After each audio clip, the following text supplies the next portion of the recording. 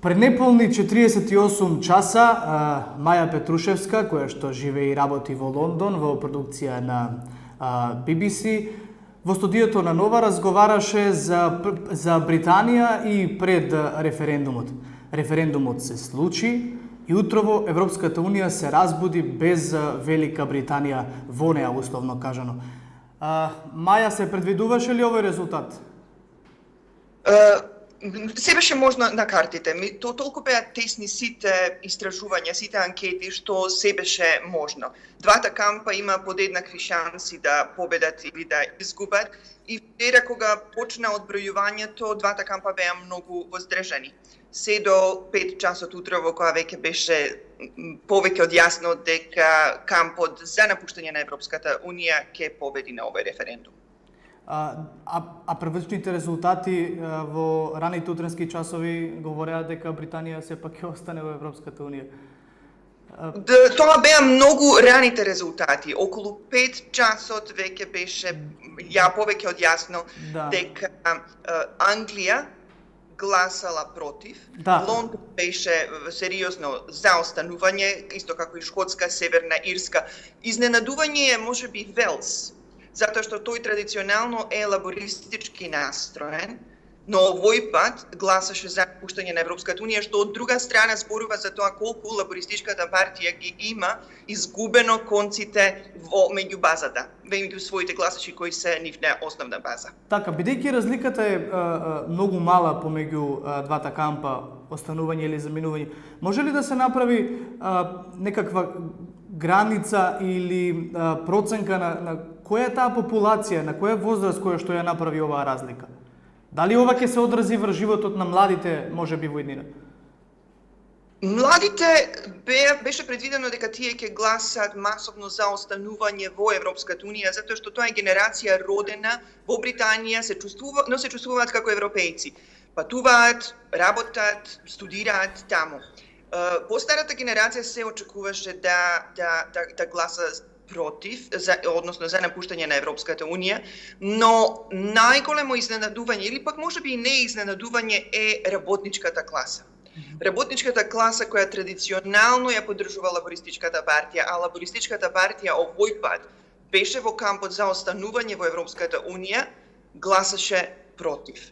Тоа пак од друга страна ни покажува дека навистина кај нив поминува реториката на UKIP, на Најджел Фараж, на партијата за независност на Британија, која ја темелеше својата кампања против имиграцијата и суверенитетот, за изгубениот суверенитет на Велика Британија поради членството во Европската Унија. Така, Маја, прашањето кое што сега скоро сите си го поставуваат е што понатаму и дали можеби постои некаков механизам кој што сепак би ја оставил Велика Британија во Европската Унија?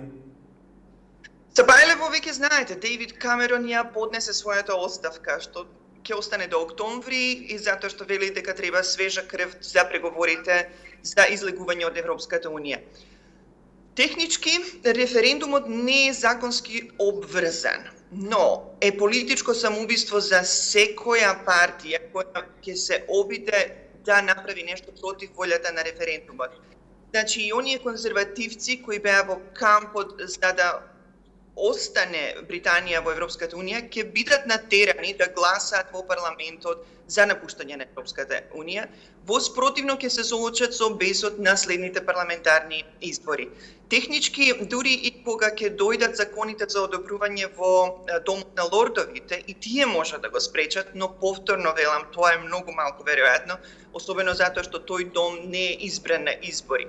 И постои уште една техничка можност, а тоа е да се свикаат вонредни парламентарни избори, но за тоа треба двотретинско мнозинство во парламентот и евентуално доколку новата влада победи со двотретинско мнозинство, да рече дека има сега мандат да не го почитува исходот од референдумот. Но како што реков, тоа е многу малку веројатно.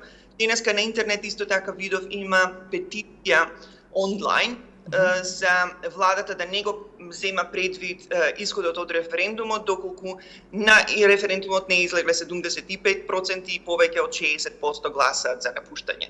Но дали тоа навистина се случи во овој момент е малку веројатно. Така, а има ли техничка можност да се случи нов референдум на кој што би се поништила оваа одлука? Тоа е токму оваа онлайн петиција која утрово ја видов на интернет. И со која во оваа земја владата за секоја петиција која има 10.000 гласови ветува дека ќе расправа во парламентот. До пред 15 минути беа подпишани 82.000 луѓе, а таргетот им е од 100.000. Верувам дека лесно ќе ја постигнат, но дали со тоа нешто значајно ќе се постигне освен расправа во парламентот, не сум сигурна. Добро, за крај само генерално сликата од таму, бидејќи ти си во Лондон и расположението какво е меѓу луѓето денес? Лондон гласаше за останување, но Лондон е космополитски град, Лондон не е Англија.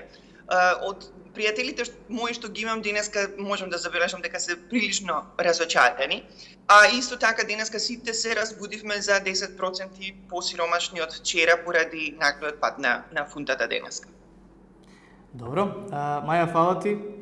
Иако беше кратко, ќе се слушнеме и во наредните денови доколку има нови разврски во Обединетото кралство. Благодарам.